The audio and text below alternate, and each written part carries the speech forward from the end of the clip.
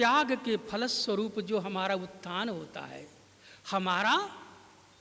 हमारे आत्मा का, जीव का यही कर्म है। जिसमें हमारा पतन हो ये कर्म नहीं। अवनति में कर्म कहाँ हुआ? कर्म सदा उत्थान के लिए हुआ। इसीलिए इस मनुष्य शरीर को कर्म योनि कहते हैं। भूत भाव उद्भव करो विसर्गः कर्म संगीता। हे पार्थ, पंच महाभूतों की इस देह में जो आत्मा के लिए बंधनकारी है, इससे ऊपर उठ जाना, उद्भव करो विसर्गः कर्म संगीता। और इस उत्थान में जो त्याग होगा वही कर्म है। ये श्री नारायण के वचन हैं, सुनने की नहीं, आचरण की है ये। अगर आप अपने जीवन में इसका आचरण करेंगे, आपको स्वयं अनुभव होगा कि बहुत से स्टेशन आएंगे, छूटेंगे, आप और ऊपर उठेंगे, छूटेगा और ऊपर उठेंगे, और कहाँ पहुँचेंगे? काल के पार पहुँचेंगे, काल परिधि से ऊपर उठ जाएंगे, सत्संग हो जाएगा। इसलिए हे सज्जनों, बाबा गोस्वामी ने माता शेवरी के इस विलय को परमात्मा के स्वरूप में जब ये बोध देखा, नर विविध कर्म अधर्म बहुमत, शोक प्रद सब त्यागहु। नर विविध कर्म, बहुत से कर्मों में हम आप उलझ गए। आप नर हैं, फिर विविध कर्मों में उलझने की जरूरत क्या थी? धर्म तो एक पथ की बात करता है और उसी पथ से सीधे बढ़ते रहिए आगे। नर विविध कर्म अधर्म, और ये विविध कर्म अधर्म के भी हो सकते हैं। बहुमत, आपकी बुद्धि बहुआयामी हो गई। यह भी यह भी यह भी यह भी। एक बैलेट पेपर आपको मिलता है अपने अधिकार का प्रयोग करने के लिए, और उस पे छपे हुए जितने चिन्ह हैं सब पर मुहर आप लगा दें, यह भी यह भी यह भी, वो निरस्त हो जाएगा। वर्ण तो एक का करना था, सार्थकता तो एक के वर्ण में थी। नर विविध कर्म अधर्म बहुमत, हमारे शोक का यही कारण है। शोक प्रद सब त्यागहु, विश्वास विश्वास कर कह दास तुलसी। राम पर अनुराग हो, विश्वास कर कह दास तुलसी। राम पर अनुराग हो, एक परमात्मा पर ही अनुराग लाए, उनके साथ एकाकार हो जाएं, अभेद हो जाएं, भेद को मिटा दें। जहाँ तक भेद है वहाँ तक प्रेम नहीं है। हे सज्जनों, यही महाराज कबीर साहब भी तो कहते हैं, ये विविधता हमारे जीवन में आएगी क्योंकि परमात्मा की सृष्टि ही ऐसी है। इसकी निंदा करें हम, इसे दोषपूर्ण कहें हम, कहने से तो काम बनेगा नहीं। हमें तो सिर्फ आगे बढ़ना है। इसमें देखिए जन्म है, मरण है, सुख है, दुख है, मिलन है, वियोग है। अब इस सृष्टि को आप दोषपूर्ण कहेंगे तो इसमें ठहरे क्यों? आगे बढ़िए, चरैवेति चरैवेति, आगे बढ़ते चलिए, आगे बढ़ते चलिए। इसी को धर्म पथ कहते हैं, इसी को सतपथ कहते हैं। बड़े मर्म की बात है। महाराज कबीर साहब कहते हैं कि लोग कहते हैं कि धर्म में भी धोखा मिला। धर्म मिला ही नहीं तो धोखा मिलेगा। धर्म से परिचय नहीं हुआ, सत्य से परिचय नहीं हुआ, मार्ग पर आप चले ही नहीं। आप तो बिना चले सिर्फ बात लक्ष्य की करते हैं कि परमात्मा आ जाएं और मेरे घर में आज झाड़ू लगा जाएं। कल्पनाओं की बात नहीं, आपको कर्म योनि, ये शरीर मिली हुई है सभी के लिए, अमीर के लिए, गरीब के लिए। यह धरोहर किसी की नहीं है। जो इस पर चलेगा वही पहुंचेगा। आप चलेंगे, आप पहुंचेंगे। ऐसे ऐसे संतों की कथा मैं जानता हूं, सूखी रोटियां खाए हैं पर पहुंचे। ऐसे राजा जनक का भी दृष्टांत कथानक आता है। राजा होकर, अलेपा होकर इसी पथ पर चले, लेकिन चले बैठे नहीं, लक्ष्य की कल्पना नहीं करने लगे। चले और चलकर वहीं पहुंचे जहां कबीर साहब पहुंचे। जो चलेगा, पथ पर जो चलेगा पहुंचेगा वही। चरैवेति चरैवेति, ये हमारे वेद का संदेश है। आगे बढ़ते चलिए, आगे बढ़ते चलिए। सज्जनों, महाराज कबीर साहब कहते हैं, संतो धोखा का सो कहिए। आपके जीवन में जो धोखा मिलता है, ये किसने दिया आपको? किससे आप कहने जाओगे कि आपको धोखा मिला? परमात्मा की सृष्टि द्वंद्वात्मक है। इस सृष्टि में अगर जन्म बना है तो मृत्यु अवश्य बनी है। जन्म दुखम, जरा दुखम, जाया दुखम, पुनः पुनः। देखते हैं हम कहते हैं, हम दूसरों को सुनाते हैं, अपने को नहीं सुना पाते। हम दूसरों को समझाते हैं, अपने को नहीं समझा पाते। आपने जन्म के दुख को भुला दिया, लेकिन जन्म लेने वाले एक बच्चे को देखिए, वो क्यों रोता है?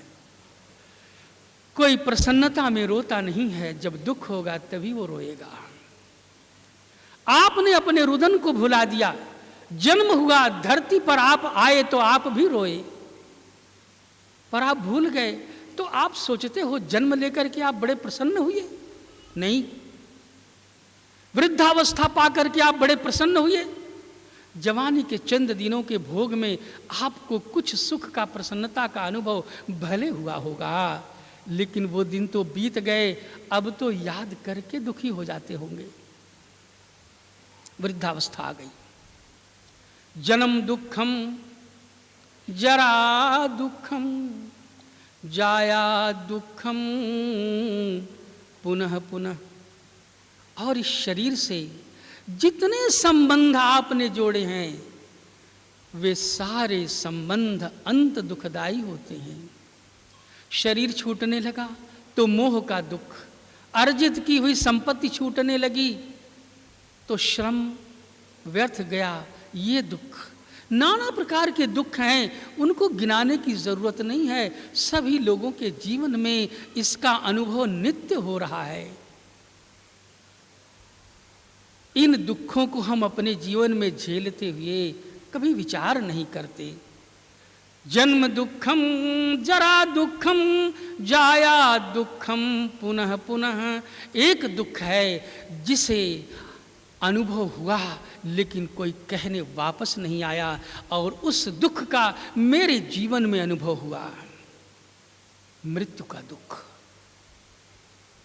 और मैं वापस आया हूं आपको सुनाने के लिए। भले बात हो कि उसकी मृत्यु बड़ी सुखदाई हुई, कहते हुए लोगों को मैं सुनता हूं, मैं मौन हो जाता हूं। जब मृत्यु के महासागर को मैं पार कर रहा था, कितनी पीड़ा थी मुझे, कायिक, मानसिक, मोहजन्य, कितनी पीड़ा थी।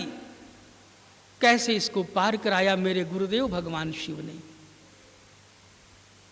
वापस आया, शायद अब पार करना होगा तो वो क्लेश नहीं होगा, लेकिन मरण का दुख बहुत भयावह है। ये मैं अनुभव की बात करता हूं। अंतकाले महादुखम,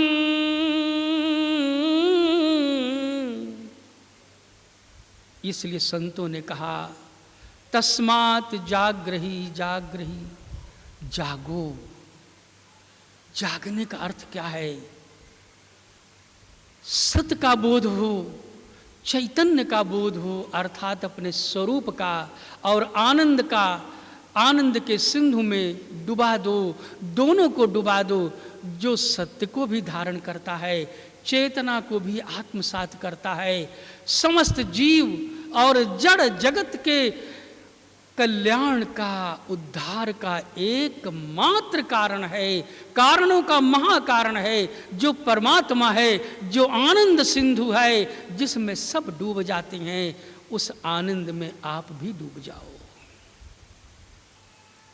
ये जागरण है, इसको जागरण कहा हमारे संतों ने। तस्मात् जाग्रही जाग्रही, आनंद में न दुख है, न विषय का भोग सुख है, न काया के क्लेश हैं, न मोह है, और न ही भोग का सुख वहां है, क्योंकि उस सुख ने भी आपके जीवन में बड़ा दुख दिया। देखिए, थोड़ा विषय से हटकर एक दृष्टांत कथा नहीं, अपने समय की एक हुई सच्ची घटना को आपसे मैं जोड़ना चाहता हूं। आपने नाम सुना होगा, भारत भूमि में एक बड़े प्रतापी राजा हुए, नाम था उनका बृहदाश्व। बृहदाश्व बहुत प्रतापी राजा हुए। उनके गुरुदेव कोई साधारण गुरु नहीं थे, सतगुरु वामदेव जी महाराज ही जिनके सतगुरु थे। लेकिन कोई जरूरी नहीं है, आपका मन बड़ा धोखेबाज है। सतगुरु से जुड़ने के बाद भी ये कामनाओं की, संसार को संवारने की, ऐन्द्रिक सुख भोग की इच्छा से अगर उपराम नहीं हो पाया तो सत्य का अनुभव, सत्य का बोध तो आपके जीवन में नहीं हो पाएगा।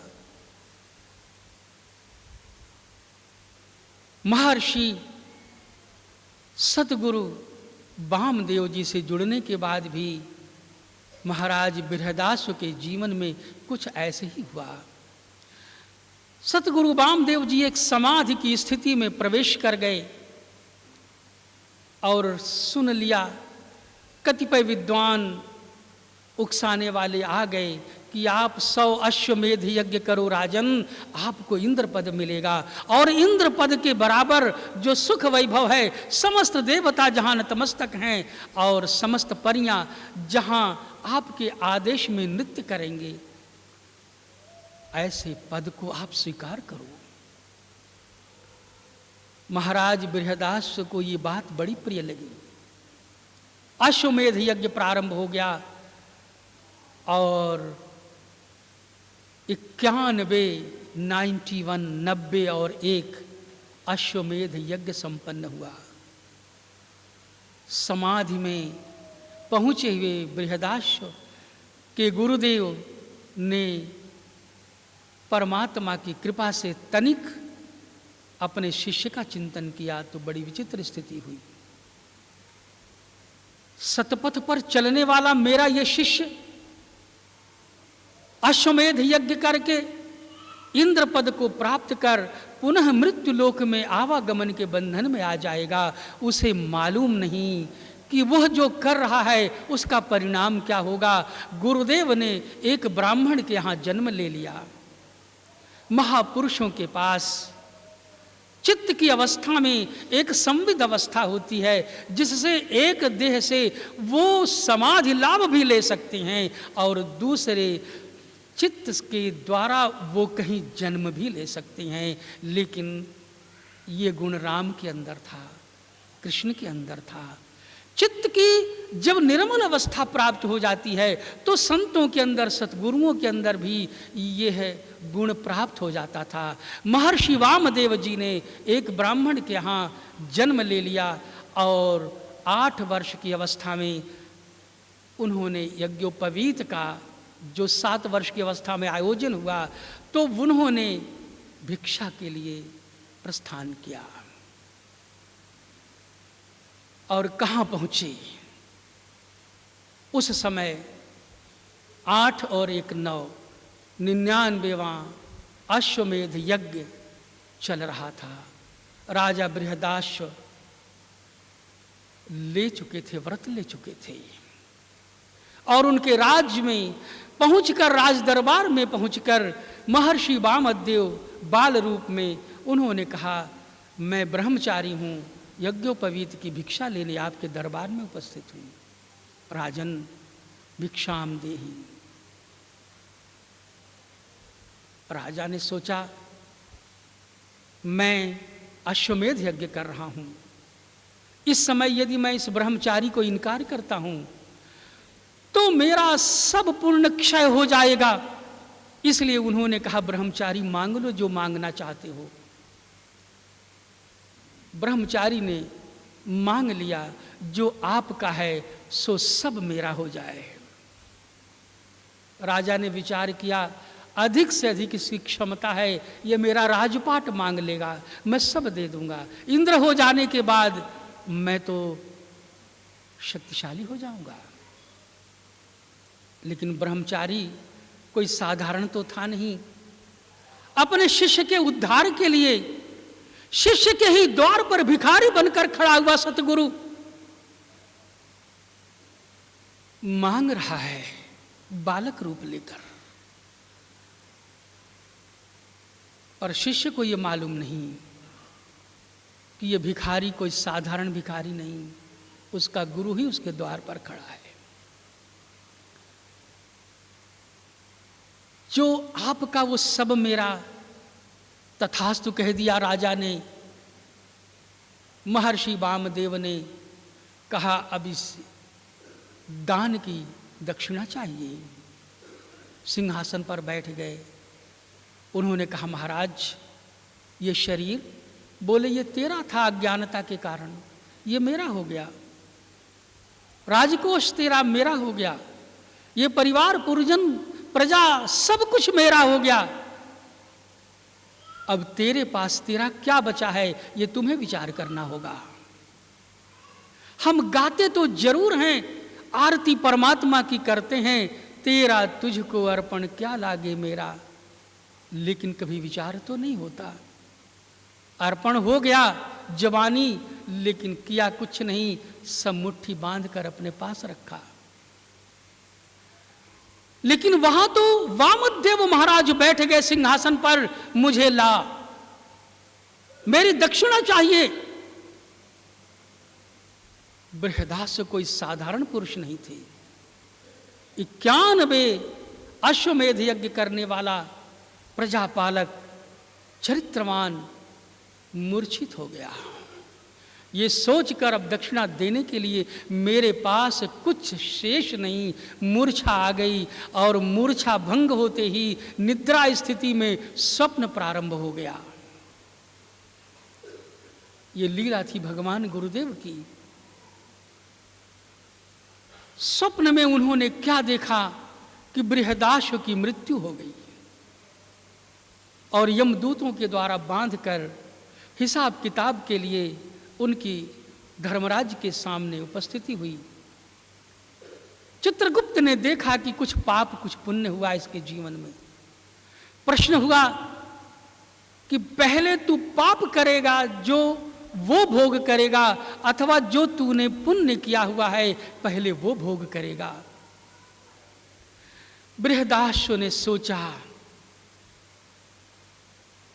कि पाप तो थोड़ा ही होगा, पहले इसको भोग लूं, फिर सुख ही सुख जीवन में होगा।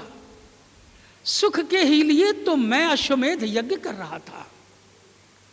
शेष समय जितना भी व्यतीत होगा सुखमय होगा। सुख भोग की लालसा लेकर उन्होंने पहले दुख मांग लिया। सुख भोग की इच्छा मेरी प्रार्थना है आपसे, इस शब्द पर विचार करिएगा। सुख भोग की इच्छा से ही उन्होंने पहले दुख भोग स्वीकार किया। हमारे आपके जीवन भी ऐसा ही होता है, बड़े बड़े कष्ट हम झेलते हैं, हमारा जीवन सुखी हो जाएगा, हमारा जीवन सुखी हो जाएगा। आज कष्ट उठा करके मैं ये कर लूं, कष्ट उठाकर मैं ये कर लूं, और इसी बीच में जिस शरीरांत हो गया। बृहदासु के साथ भी यही हुआ। दुख भोगना स्वीकार किया उन्होंने, उन्हें बांध कर तप्त बालू के ऊपर घसीटा जाने लगा। शरीर जल रहा है, मृत्यु हो नहीं सकती, क्योंकि सूक्ष्म काया भोग रही है। सूक्ष्म काया की मृत्यु नहीं हो सकती, सूक्ष्म काया को काल भी नहीं मार सकता। सूक्ष्म काया को मारने की अगर सामर्थ्य किसी में है तो सतगुरुदेव महाराज में है। सूक्ष्म काया इस स्थूल शरीर के मृत्यु के पश्चात सूक्ष्म देह शेष रहती है, और यही नाना प्रकार के भोगों को भोगती है, पुनः जन्म मरण के चक्कर में यही बंधती है। सो बृहदाश्व की शरीर तप्त रेत के ऊपर घसीटी जाने लगी, जैसे आग के अंगारों के ऊपर उन्हें घसीटा जा रहा है। चीख रहे हैं, चिल्ला रहे हैं, लेकिन भोग है, झेलना ही पड़ेगा, वहाँ कोई दया नहीं, क्योंकि सब बार कर्म बंधन में बंधे हुए अपने अपने कर्तव्य का पालन कर रहे होते हैं। असह्य पीड़ा, मृत्यु नहीं आ रही, आ भी नहीं सकती, लेकिन पीड़ा असह्य हो गई। असह्य पीड़ा में याद आए गुरुदेव भगवान, और बृहदासु ने स्मरण किया अपने गुरु का। हे गुरुदेव, गुरुदेव सामने खड़े हैं। बृहदासु क्या है? गुरुदेव, इतनी यातना आपके होते हुए भी, इतनी यातना मैं सह रहा हूं, आप सर्वउरालय में वास करते हुए भी, सर्वद्रष्टा होते हुए भी आप मौन क्यों है गुरुदेव? उन्होंने कहा, तूने सत्संग समझा नहीं। बालक रूप में मैं ही तुम्हारे दरबार में उपस्थित था, जो तेरा वो मेरा,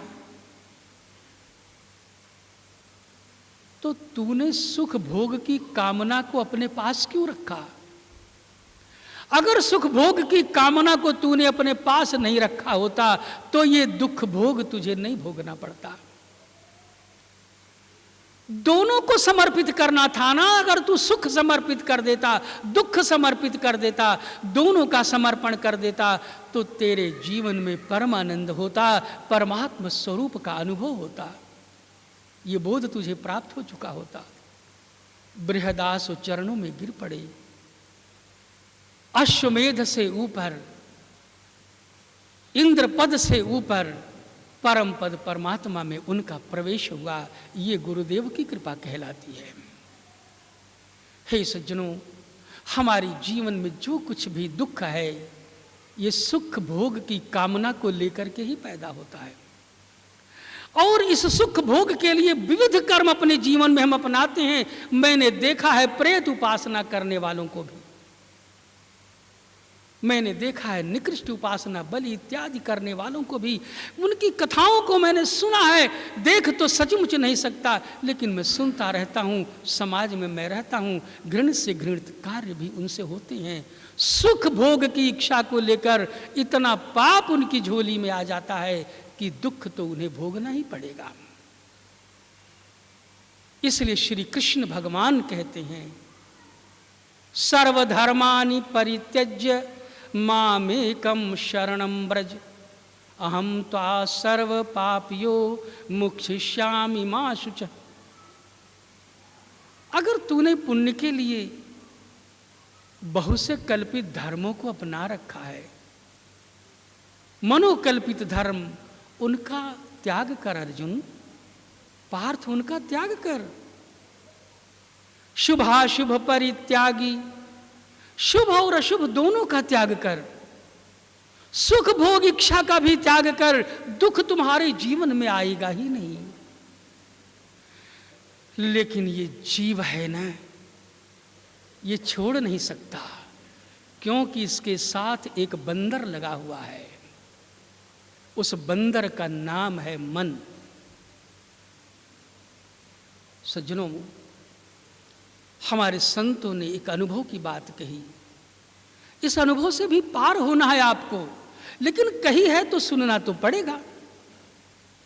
बाजीगर का बंदरा ऐसे मन पहचान, बांध रखो तो खेल है, नहीं तो आफत जान। अगर बंदर को मदारी रस्सी से बांधकर डंडा हाथ में लेकर न नचाए, रस्सी छूट जाए तो मदारी का ही मुंह नोच डालेगा, वो आफत कर देगा। देखने वालों को भी, तमाशा देखने वालों को भी ऐसा खूंखार बन करके खौखिया के चढ़ेगा कि भगदड़ मच जाएगी, तमाशा ही खत्म हो जाएगा जीवन से। ये बंदर बांध कर रखने की चीज है। लेकिन मेरे भाई, एक प्रार्थना है मेरी, बंदर अपने आप तो बंधा नहीं, और बंधा तो अज्ञानता में बंधा। अगर उसने जाल में चने के बहाने अपने को बंधाया, या सुराही के पतले घड़े में चने के लोभ में अपनी मुट्ठी डालकर बंधाया, तो मात्र उसकी अविद्या और अज्ञानता ही इसमें कारण थी। अगर किसी ट्रेंड बंदर को आप बता दो कि तू बंध जाएगा इसमें, ये रस्सी का फंदा अपने गले में बांध, सुराही के अंदर खुली मुट्ठी डालकर बंद मुट्ठी से चने निकाल, लेकिन तू बंध जाएगा इसमें, तब वो कभी ऐसा कर्म नहीं करेगा। किसी मनुष्य के हाथ में तलवार दे दीजिए और कहिए कि तू अपनी गर्दन काट, अपने हाथ से अपनी मौत कोई नहीं कर सकता। तो इस मन को अगर आप चाहो कि मन से कहो तू ये साधना कर और तू मर जा,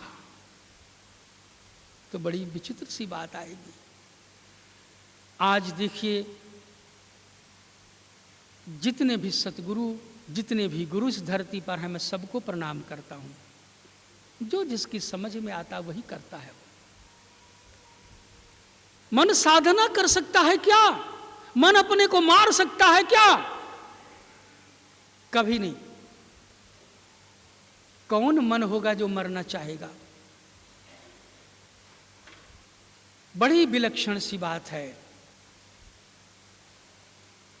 इसके लिए भगवान श्री नारायण ने इसी धराधाम के ऊपर अवतार लेकर बड़ा सुगम उपाय बताया,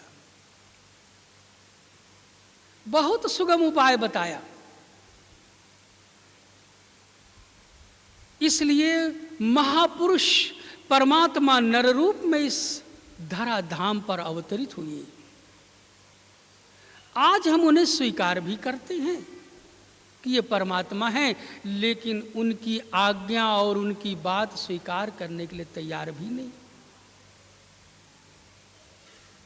इसलिए सज्जनों, आज विचारणीय प्रश्न ये है कि सुख भोग की इच्छा में जो हमारे जीवन में दुख आया, ये सुख भोग की इच्छा का नाम है वासना। सुख भोग की इच्छा का नाम है वासना। ये वासना हमारे जीवन में उपासना बने कैसे, और ये हमारा मन शांत कैसे हो, ये हमारा मन स्थिर कैसे हो। सर्वप्रथम सत्य का अनुभव हमारे जीवन में, सत्य का बोध हमारे जीवन में हो, इसी को तो सत्संग कहते हैं। गीता रामचरितमानस की चौपाइयाँ और श्लोक सत्संग नहीं है, ये प्रेरक हो सकते हैं। अगर ये समझ में आ गए तब प्रेरणा इनसे मिल सकती है अगर समझ में आए और उत्साह बढ़ा। मुदित मन सुनी समुझहि, जन मुदित मन मज्जहि अति अनुराग। जबरदस्ती नहीं, प्रेम सहित जिसने गोता लगाया इसमें, उसकी बात करते हैं। सुन करके जिसकी समझ में आया, प्रसन्न चित्त होकर जिसने समझा, प्रेम सहित जिसने इसमें गोता लगाया, बात उनकी है। ये पथ जबरदस्ती का नहीं है, ये पथ आलस्य और प्रमाद का नहीं है, ये पथ है तो सबके लिए, लेकिन चले बिरले इस पर। कबीर के पीछे भीड़ नहीं सुना होगा आपने, तुलसी के पीछे भीड़ नहीं सुना होगा, रविदास के पीछे भीड़ नहीं सुना होगा आपने।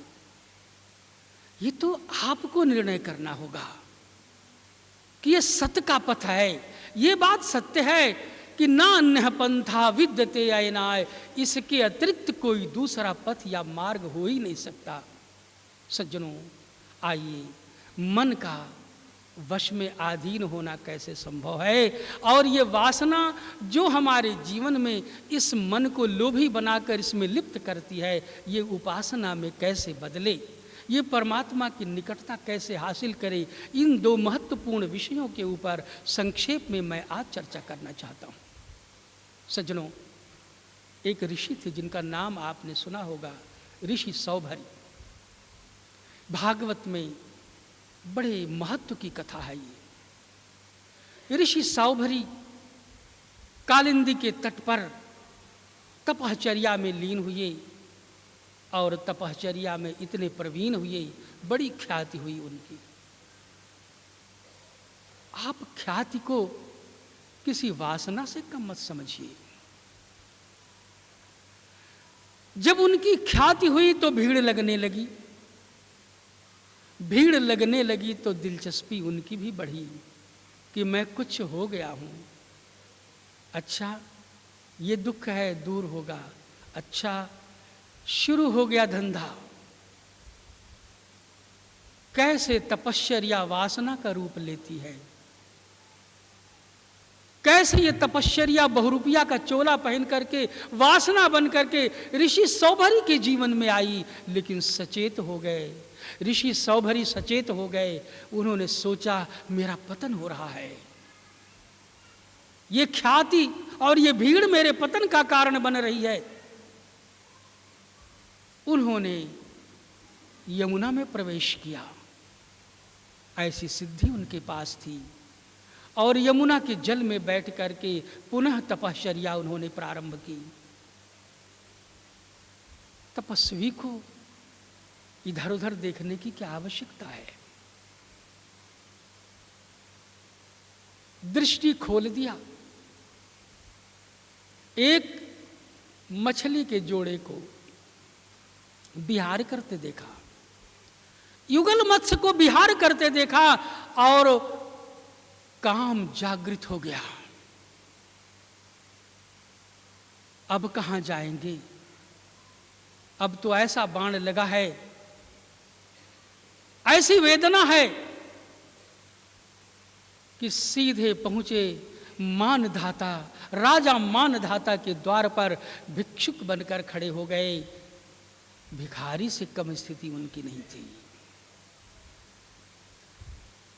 इक्ष्वाक वंश में उत्पन्न हुए महाराज मानधाता, देवासुर संग्राम में जिन्होंने हिस्सा लिया था, जिनके वीरता के संयम की कहानियां आप सुनते होंगे, मानधाता के द्वार पर पहुंचे और द्वारपाल ने बताया कि महाराज एक ऋषि आए हुए हैं। मानधाता ने पहचान कर चरणों में साष्टांग दंडवत किया, राजमहल में लाए, बैठाकर स्वागत किया, चरणोदक लिया। सौभरी ने कहा, मानधाता, मैं तुम्हारी पुत्री से विवाह करना चाहता हूं। मानधाता ने विचार किया, इस जर्जर स्थिति, जर्जर अवस्था में ऋषि सौभरी मेरी पुत्री से विवाह करना चाहते हैं। उन्होंने कहा, महाराज, मेरी एक नहीं 50 कन्याएं हैं, आप जिसको पसंद करें मैं विवाह कर दूंगा। मानधाता ने सोचा पहुंचा हुआ ऋषि है, शाप दे देगा, जीवन नष्ट हो जाएगा, कन्या तो इसके साथ जाकर सुखी हो ही जाएगी।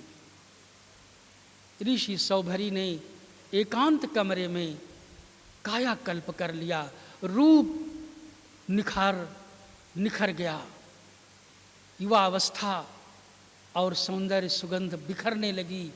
50 कन्याएं एक साथ चिल्ला पड़ी, मैं विवाह करूंगी, मैं विवाह करूंगी। 50 का विवाह ऋषि सौभरी से हो गया। सज्जनों, क्या खेल है जीवन के अंदर। आप सोचते होंगे यदि आप होते तो ऐसा नहीं करते। ये तो ऋषि सौभरी बड़ा मूर्ख था। ऐसी मूर्खता और ऐसी जड़ता, ऐसा संयोग और ऐसा अवसर पाकर प्रायः सभी के जीवन में देखा गया है। लेकिन उपराम होने वालों का भी नाम है। यदि उपराम नहीं हुए होते तो आज संत वंश ही नष्ट हो गया होता। हे सज्जनों, मेरी सिर्फ एक प्रार्थना है। इसीलिए ये पथ अति सुगम होते हुए भी बड़ा दुर्गम कहा जाता है। और वासना के इस पथ पर चलने वालों की संख्या बहुत देखी जाती है। जहां बहुत संख्या है वहां वासना के प्रेमी अवश्य मिलेंगे आपको, चाहे वो गुरु हो चाहे वो शिष्य हो। कोई न कोई कामना पूजे जाने की, कोई न कोई कामना शेष होगी। आज 500 आश्रम है तो कल 1000 हो जाए। आज आश्रम की आमदनी 10 करोड़ है तो कल 1 अरब हो जाए। कोई न कोई कामना संत भी छोड़कर जाएगा। दूसरों को सुनाते हैं, पर इस कामना के शिकार तो संत भी हुए पड़े। 1, 10, 20 शिष्य नहीं, करोड़ों की संख्या में शिष्य बनते चले जा रहे हैं। मिलने की फुर्सत किसी के साथ नहीं है। यह भी एक वासना का रूप है, यह भी एक वासना है। इसलिए हे सज्जनों, मैं किसी संत से नहीं, किसी महापुरुष के शिष्य से नहीं, मैं सबसे पहले ज्ञानोदय परिवार के बच्चों से सिर झुकाकर निवेदन करता हूं। ये निवेदन करता हूं कि इस पथ पर चलने का संकल्प लिया है तो चलते ही रहो, चलते ही रहो। इसमें सुख भी आएगा, दुख भी आएगा। क्योंकि जब तक परमात्मा में आप प्रवेश नहीं पा जाते हो तब तक तो जगत ही है। और ये संसार जन्म और मरण द्वंद्वात्मक है। इससे निर्माण की बात की गई है। निर्माण मोहा,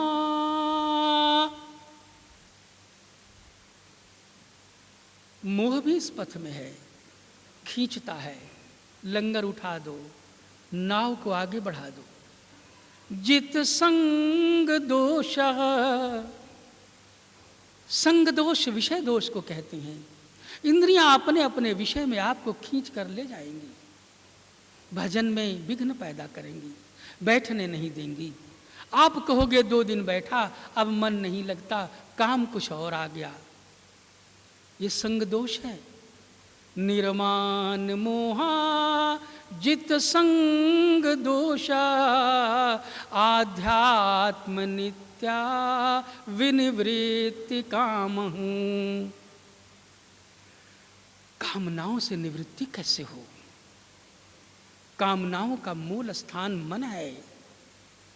मन मरना नहीं चाहता है, पर यह अवश्य लीन होगा। कैसे होगा वो मैं बताऊंगा आपको, क्योंकि मेरे गुरुदेव ने मुझे बताया है। निर्वाण मोहा जित संग दोषा, आध्यात्म नित्या विनिवृत्ति काम। आध्यात्म के पथ पर चलो। एक संसार का मार्ग है और एक परमार्थ का पथ है। परमार्थ पथ को ही जब मन बुद्धि इस पथ पर चलने लगे तो इसे वास्तव में आध्यात्म पथ कहते हैं। ये शरीर पंच महाभूतों का बना हुआ, ये शरीर ही महाभूत है। इसलिए हे सज्जनों, ये मन और बुद्धि यही आध्यात्म है। इसको इस आध्यात्म पथ पर, परमात्म पथ पर, सत पथ पर चलाना आपको अवश्य चलाना होगा। कैसे होगा, ये तो गुरु के साथ समय देकर आपको पता चलेगा। अब कहते हैं कि द्वंद्वात्मक जगत है, सुख दुख, हानि लाभ, जन्म मरण। इस द्वंद्व से भी ऊपर उठना होगा। द्वंद्वैर विमुक्ता सुख दुख संगैर। इस द्वंद्व से, जो जीवन में जन्म मरण का द्वंद्व है, सुख दुख का जो द्वंद्व है, ये तो इस संसार में रहेगा ही रहेगा। आप इससे प्रभावित होकर मार्ग क्यों छोड़ रहे हो? सत्य का पथ क्यों छोड़ रहे हो? धर्म का पथ क्यों छोड़ रहे हो? सभी ऋषियों के जीवन में आया, राम से बड़ा दुखी कौन आया? मैं कहना नहीं चाहता मंच के ऊपर, मुझसे बड़ा दुखी संसार में कौन आया? मेरा जीवन सुख दुख के द्वंद्व से भरा हुआ है। ऐसे ऐसे दुख जिनकी कथा यदि आप सुनोगे तो रो पड़ोगे। लेकिन इस पथ पर मैं चल रहा हूं, मेरे गुरुदेव ने मुझे चलाया। गंतव्य और लक्ष्य बोध हुआ जीवन के अंदर। दुख भी मैंने झेला, कुछ सुख के भी क्षण आए। दोनों को पार करते हुए लक्ष्य भेदन हुआ जीवन के अंदर। भगवान श्री राम के जीवन की वृत्तांत को यदि आप पलट करके देख लो तो कलेजा फट जाएगा, टुकड़े टुकड़े हो जाएगा। इन महापुरुषों के जीवन में दुख सुख और दुख की मात्रा तो इतनी अधिक थी, फिर भी इस पथ से विचलित तो नहीं हुए। सुख की इच्छा से किसी तांत्रिक को तो नहीं पकड़ लिया, प्रेत उपासना में तो नहीं लग गए, कोई जाप तो नहीं करने लगे, कोई मारण मंत्र तो सिद्ध नहीं करने लगे, कोई दुनिया भर की कल्पित उपासना पद्धतियों को अपने जीवन में पकड़कर बैठ तो नहीं गए। इसलिए महाराज कबीर साहब भी कहते हैं, वचन तो एक संतों का, साधु धोखा कासों कहिए। किससे आप शिकायत करने जाओगे कि आपके जीवन में धोखा हुआ? इस द्वंद्व से उपराम नहीं हुए, पथ छोड़कर आप हट गए, तो किससे शिकायत करोगे? किसने धोखा दिया? तो कहते हैं, निर्गुण मां गुण, गुण मां निर्गुण, बाट छाड़ी काहे को बहिए। मार्ग छोड़ दिया आपने, धर्म का मार्ग छोड़ दिया आपने, सत्य का। सत्य पथ से विचलित हुए आप स्वयं, और धोखा किसको आप देना चाहते हो? किसको धोखेबाज कहना चाहते हो? अपनाया तो आपने, स्वीकार तो आपने किया, और स्वीकार करने का एकमात्र कारण था सुख की इच्छा, सुख भोग की इच्छा। वासना आई, उसे पलटकर उपासना में आपने बदलने की चेष्टा नहीं किया। सज्जनों, मेरी प्रार्थना आपसे है, मेरी ये प्रार्थना आपसे है, आइए इस पर विचार करके देखा जाए। बहुत सी बातों का जिक्र करने के बाद श्री नारायण भगवान श्री कृष्ण ही नहीं, जो सचमुच पहुंचे हुए संत भक्त हैं, उन्होंने एक बात कहा। उन्होंने कहा, कुछ दूर तो अविद्या का पथ भी तय करना होगा। क्यों? क्योंकि हम पूर्ण रूप से संसारी हो चुके हैं, लेकिन दिशा तो हम बदल सकते हैं। हम रेगिस्तान में भी रहकर, कुछ दूर रेगिस्तान में चलकर प्राची दिशा में गति कर सकते हैं, सूर्य की दिशा में गति कर सकते हैं। हम रेगिस्तान में रहकर यदि पश्चिम दिशा में गति करेंगे तो सूर्योदय नहीं मिलेगा, सूर्यास्त मिलेगा। ये बात सत्य है कि अज्ञानता के इस दलदल में फंसे हुए हम आप सभी बैठे हुए हैं। इसमें परमात्मा ने अवतार लिया, धर्म स्थापना का अवतार लिया, सत्य का अनुभव और बोध कराने के लिए अवतार लिया। इसी दलदल में फंसा हुआ उनका एक मित्र था, जिसके वो परम हितैषी और सुहृद थे, पार्थ अर्जुन। अर्जुन को उन्होंने संकेत करके इस अविद्या के दलदल से कैसे निकाला होगा, आज उसकी संक्षिप्त कथा आपके सामने मैं रखना चाहता हूं। हम आप सभी उसी दलदल में फंसे हुए बैठे हुए हैं। वो मार्ग तो हमें भी आपको भी तय करना होगा, लेकिन दिशा वही होनी चाहिए जो कृष्ण ने अर्जुन को दिया, वही दिशा होनी चाहिए। स्पर्शानि कृत्वा, ये महापुरुषों की एक प्रथा चली आ रही है। इन पंच ज्ञान इंद्रियों से जिसका संसार का जिससे अनुभव होता है, किसी एक का नाम लेकर सभी इंद्रियों के विषय की बात कह जाते हैं संक्षेप में। श्रवणेन्द्रिय आदि कह दिया तो इसका मतलब है श्रवणेन्द्रिय, दर्शेन्द्रिय, जिह्वा, स्पर्शेन्द्रिय, सभी इंद्रियां इसमें आ गईं, सभी इंद्रियों के विषय। यहां श्री नारायण बड़े मर्म की बात कहती है। स्पर्शानि कृत्वा बहिर्बाह्यांश,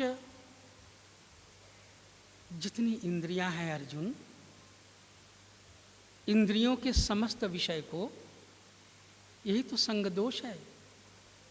जब इनका हम साथ कर लेते हैं, जब इनमें हम रस लेने लगते हैं, जब इनमें हमको सुख अनुभव होने लगता है, तो दुख तो निश्चित आएगा।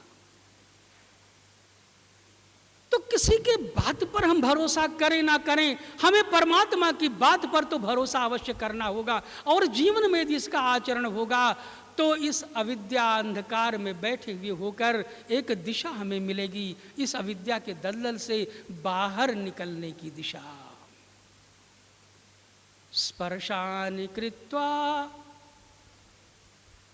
जो स्पर्शेंद्रिय है, जो दर्शेंद्रिय है, जो श्रवणेंद्रिय है, जो रसेंद्रिय है, समस्त इंद्रियों के विषय को बाहर ही छोड़ दो। एक मर्म की बात कहा उन्होंने।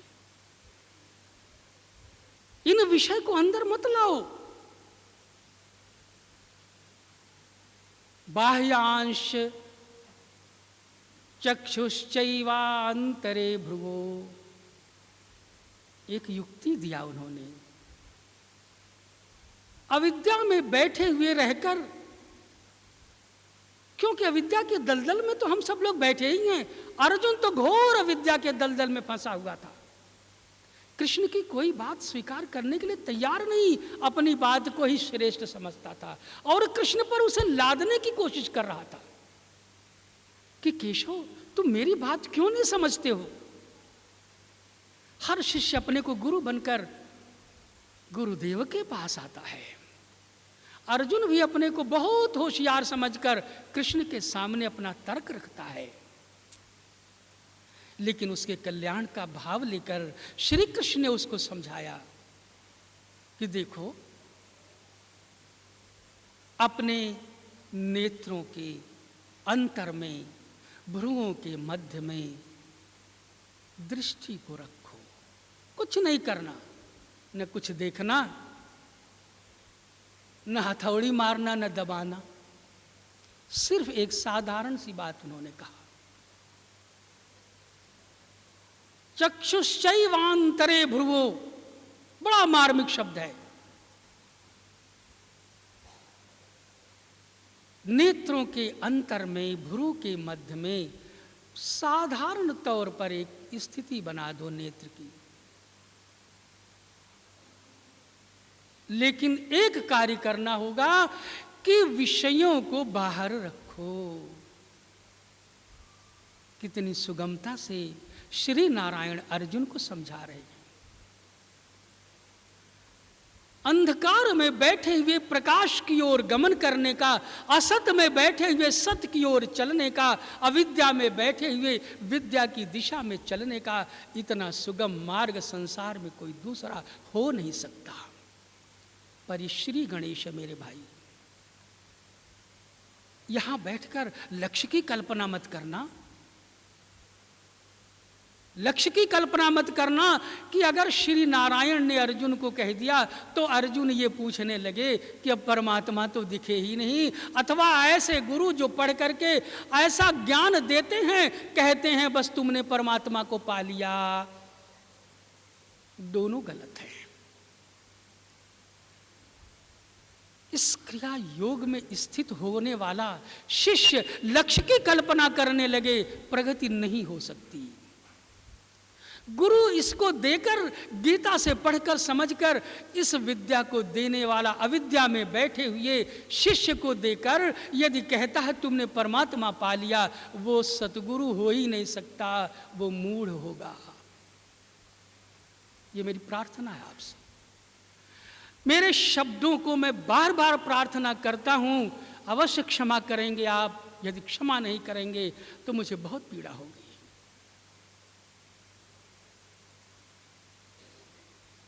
अब इसके बाद दो स्थिति का वर्णन किया। इंद्रियों के विषय को बाहर रखो, साधारण तौर पर न कोई हथौड़ेबाजी न कोई जबरदस्ती।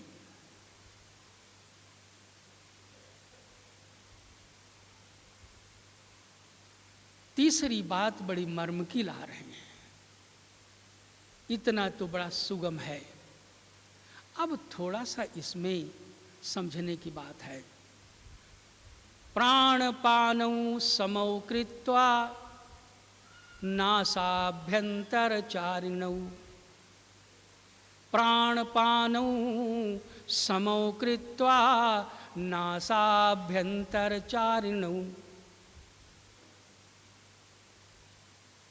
सज्जनों, प्राण और अपान को सम करो। बहुत से गुरुजन कहते हैं रोक ले सांस को, मरने से डरता है और मृत्यु हो गई तो कौन कहने आएगा गुरुदेव ने मार डाला। वहां तो जनाजा बैंड बाजा के साथ निकलेगा कि परम पद में पहुंच गया वो। प्राणपानौ समौ कृत्वा, रोकने की बात कहीं नहीं कही गई। यहां बाह्य कुंभक, अंतर कुंभक जो शारीरिक यौगिक क्रियाएं हैं उन्हें आध्यात्म से जोड़कर रोक दो सांस, शाबाश, पीठ थपथपा दिया। ये बेटा 10 मिनट रोकता है, नाड़ी छू कर देखा तो राम नाम सत्य हो गया। कहीं उन्होंने नहीं कहा श्वास को रोक लो। एक विशिष्ट ज्ञान है ये। प्राणौपान समौ कृत्वा नासाभ्यंतरचारिणौ। प्राण एक शक्ति है हमारे शरीर में। प्राण जब क्रियाशील होता है तो हमारे शरीर में श्वास प्रश्वास की गति का आरंभ हो जाता है। किसी भी हॉस्पिटल में आप चले जाएं, जहां बच्चे जन्म लेते हैं, जन्म से पहले मां के पेट में बालक के अंदर श्वास प्रश्वास की प्रक्रिया नहीं होती। बच्चा जीवित है, श्वास और प्रश्वास की प्रक्रिया नहीं होती, क्योंकि उसका प्राण अपान सम है। मन उसका चंचल नहीं होता, मन उसका शांत स्थिर है, मन लीन है। यहां तक कह देते हैं कि मन है ही नहीं। जब लीन है, जब शांत है तो है ही नहीं, आप ये समझ लो। तो क्या जन्म लेने वाले बच्चे ने मां के पेट में अपनी श्वास को रोक के रखा था क्या 9 महीने? नहीं भाई, यहां श्वास को रोकने की बात तो कही नहीं गई कहीं। इतनी बड़ी भ्रांति जगत के अंदर फैला दी गई। तेरा मन चंचल है, तू विषयी है, इसलिए तू कुंभक 1 घंटे का नहीं कर रहा है, यानी जब तक तेरी मृत्यु दस्तक न दे दे तू तब तक रोके रहा अपनी सांस को। लेकिन बेचारा रोकने में निर्बल है, मृत्यु को अपनी बुला नहीं सकता। जैसे मन नहीं मर सकता, वैसे वह जीव भी इस शरीर से बाहर जाने के लिए तैयार नहीं। श्री नारायण के वचन को समझने में कितनी त्रुटि की है लोगों ने। प्राणपानौ समौ कृत्वा नासाभ्यंतर चारिणौ, स्पष्ट किया उन्होंने। हे पार्थ, प्राण में अपान का हवन करो, अपान में प्राण का हवन करो। यहां रोकने की तो कोई बात नहीं कही गई। रेचक कुंभक पूरक, ये तो आज दूरदर्शन पर कैंसर ठीक हो जाएगा, खांसी ठीक हो जाएगी, जुकाम ठीक हो जाएगा, सिर दर्द ठीक हो जाएगा, बड़ी अच्छी बात है, हो जाएगा, करो इसे। लेकिन परमात्मा की प्राप्ति के लिए ऐसा मत करना कभी। ये परमात्मा के प्रेम का पथ है, ये बोध का पथ है। आप अविद्या में बैठे हुए हो, नारायण प्रकाश स्वरूप हैं, सत्य चेतन उनमें विलय हो चुका है, आनंद के सिंधु हैं। वो श्री कृष्ण अर्जुन को समझा रहे हैं। आज समझना तो हमें आपको यही है। कैसे होगा ये? उन्होंने बड़ा सुंदर ढंग से समझाया।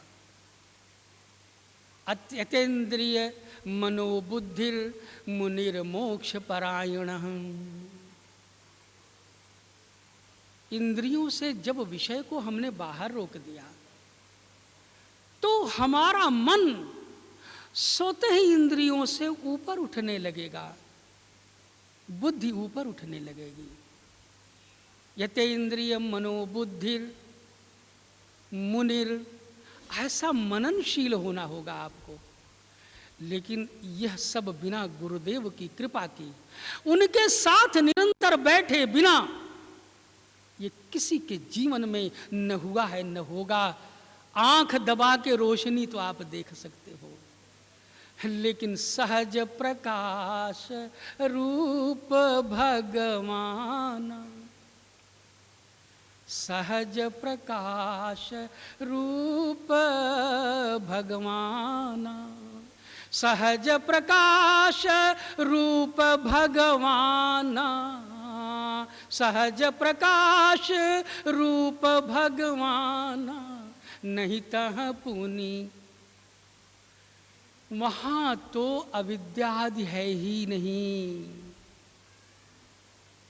जहां परमात्मा बैठे हैं वहां अविद्या नहीं है, वहां अज्ञान नहीं है। अविद्या से उपराम होकर,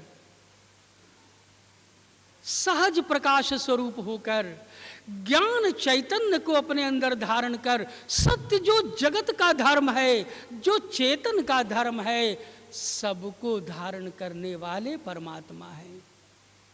जो सत्य के भी धर्म हैं, जो चेतन के भी धर्म हैं, जो जड़ के भी धर्म हैं। जड़ का धर्म सत्य है, चेतन का धर्म सत्य है, लेकिन जड़ और चेतन और सत्य सबको धारण करने वाले परमात्मा हैं।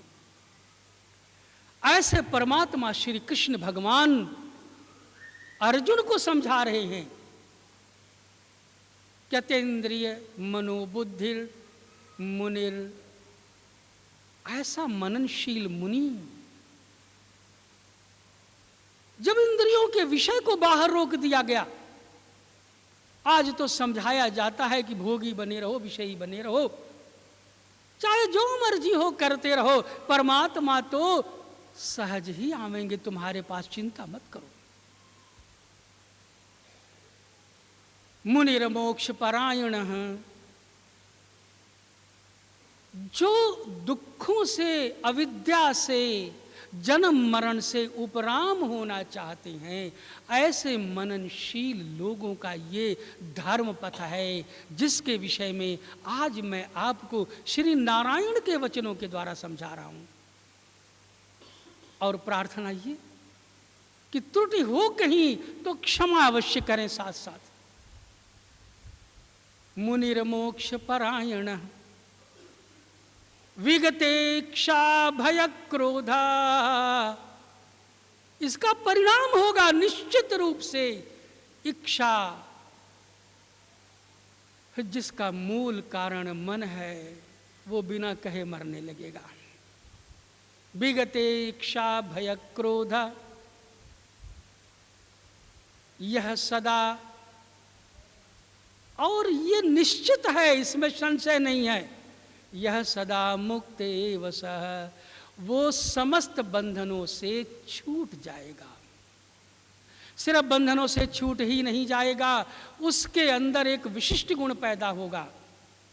तब जाकर के एक विशेष गुण उस व्यक्ति के अंदर, उस पुरुष के अंदर एक विशेष गुण जागृत होगा। वो गुण जागृत होगा।